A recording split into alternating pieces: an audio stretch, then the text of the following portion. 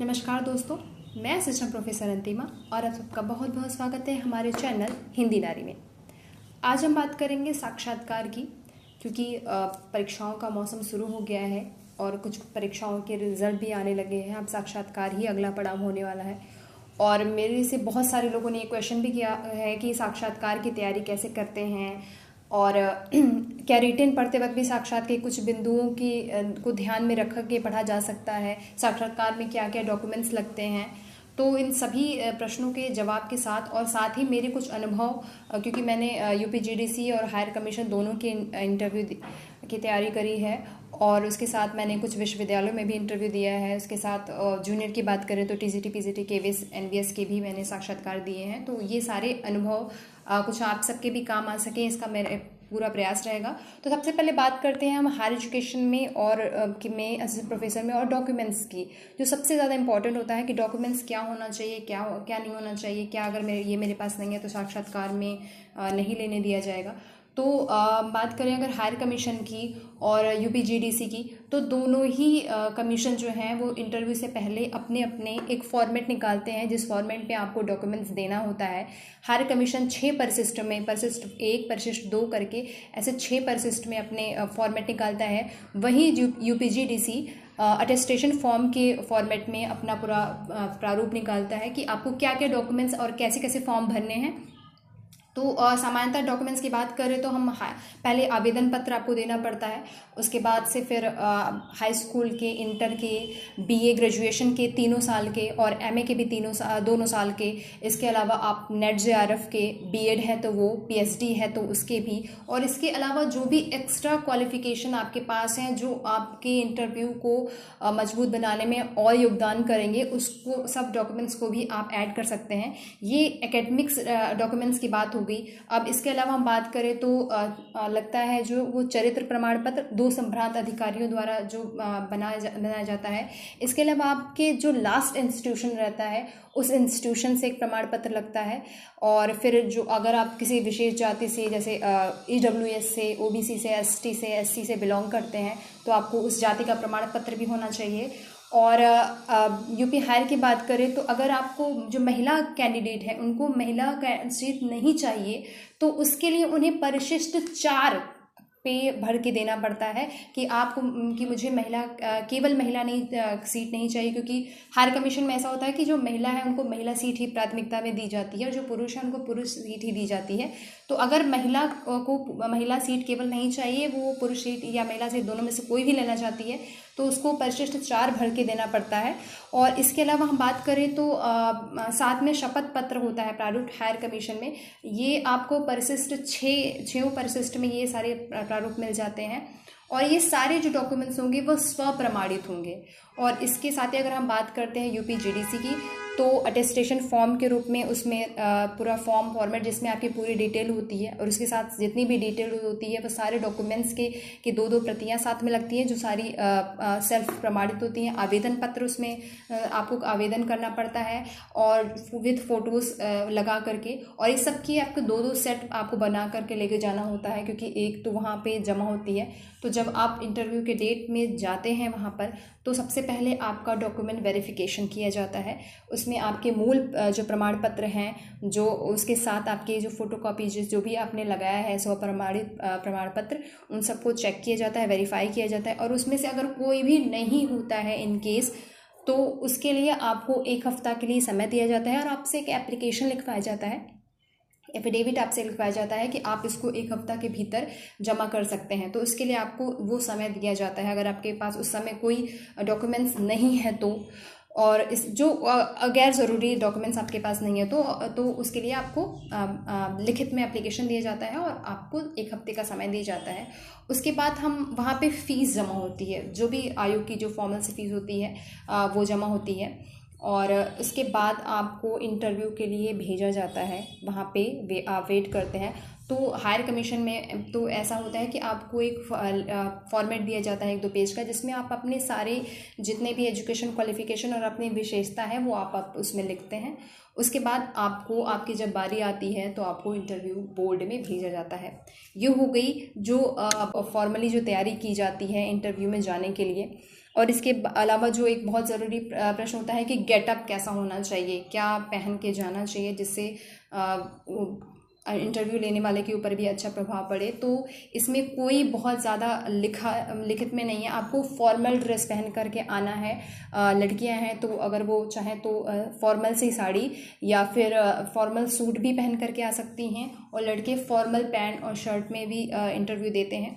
तो जो भी हो वो उसका आप उस पद की गरिमा का आपको ध्यान रखना है। पहनावा जो हो आपका सादा हो, बहुत भड़कीले ना हो, जो देखने वाले को ज़्यादा अट्रैक्ट करे, क्योंकि वो इंटरव्यू कहीं ना कहीं आपकी पूरी पर्सनालिटी का टेस्ट है।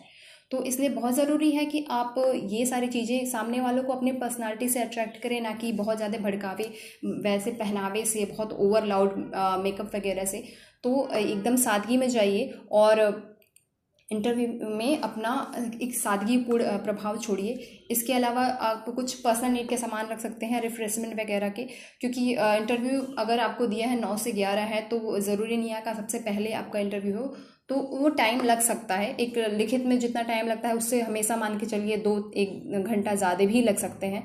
तो आप अपने पानी, रिफ्रेशमेंट वगैरह अपने साथ रखें ताकि आपको उसके लिए जाना ना पड़े, कहीं भाग दौड़ ना करना पड़े, क्योंकि इंटरव्यू के समय आपकी पर्सनालिटी, आप कितना रिलैक्स हो, आप कितने इजी तरीके से उसका आंसर दे पा रहे हो, कितना इजी तरीके से बोर्ड को फेस कर रहे हो, ये सारी चीज़ें बहुत ज़रूरी है। तो अपने आप को किसी भी अन्य चीज़ों की वजह से थकाने की, अपने दिमाग को डिस्टर्ब करने की ज़रूरत नहीं है। तो ये सब तरह की बेसिक तैयारी आप साथ अपने पास रखें, और इंटरव्यू में जो टाइमिंग आपको बुलाया गया है उसकी हमेशा आधे घंटे पहले ही पहुँच जाएँ।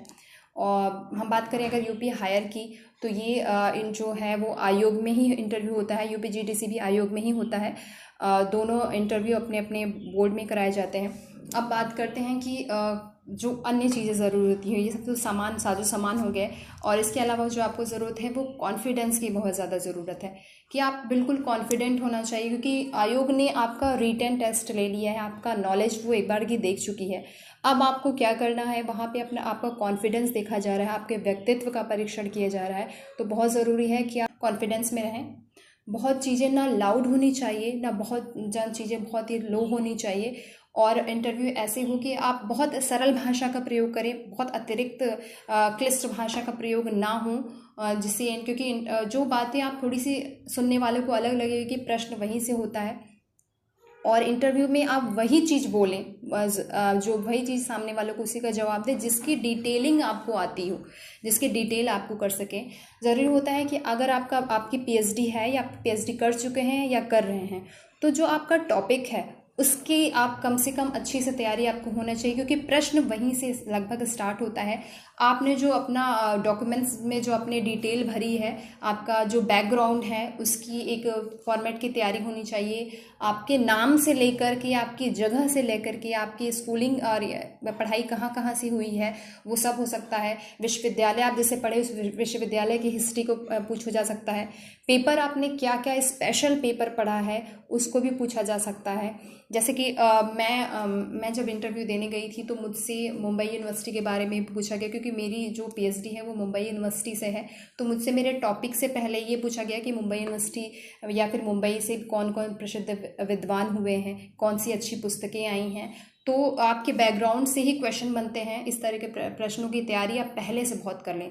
आप पढ़ रहे हो, सिलेबस में जितना आपके दिया हुआ है वो तो आप पढ़ते ही हो, और एमए के समय आपने कौन सा स्पेशल पेपर लिया है या फिर कौन सा अलग स्पेशलाइजेशन में आपने पढ़ाई की है उसको पूरी तैयारी होना चाहिए। और बहुत बेसिक जानकारी भी कभी कभी पूछ लिया जाता है कि सीट कितनी है जिसमें आपने भरा है, एडवर्टीजमेंट नंबर क्या है, किस डेट को निकली थी, कितनी मेरिट गई है बालिकाओं की या रिटर्न की, क्योंकि मुझसे ये भी प्रश्न पूछा गया था कि जो आप परीक्षा देने गई तो उसकी मेरिट कितनी गई है लड़कियों की। तो इस तरह के प्रश्न भी आपसे पूछा जा सकता है। तो ये फॉर्म आपको जहाँ एकेडमिक्स की पूरी तैयारी करनी है, टेक्स्ट की पूरी तैयारी करनी है, वैसे ही साथ में थोड़े व्यवहारिक ज्ञान भी आपको रखना है, थोड़ा हर प्रकार से अवेयर होना है।